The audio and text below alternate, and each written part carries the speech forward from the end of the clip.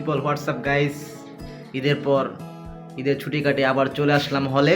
হুট করে মনে হলো যে পরিবেশটা বৃষ্টি বৃষ্টি ভাব, একটু খিচুড়ি খাওয়া দরকার।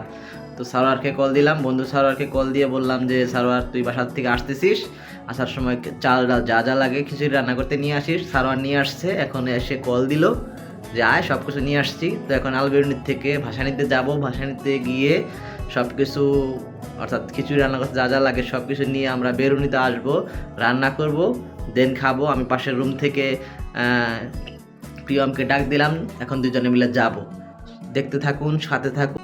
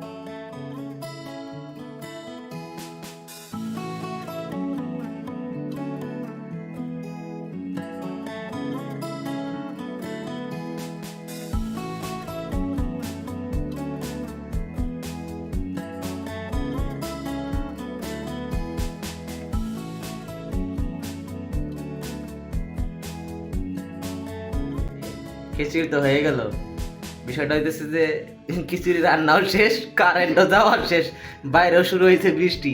তবে মোটামুটি সব দিক থেকে ঠিকঠাক, আমাদের খিচুড়ি কমপ্লিট, ডান। হ্যাঁ, এবার খাওয়া দাওয়া হবে। এবার খাও। এবার খাও। Bye bye. হ্যাঁ।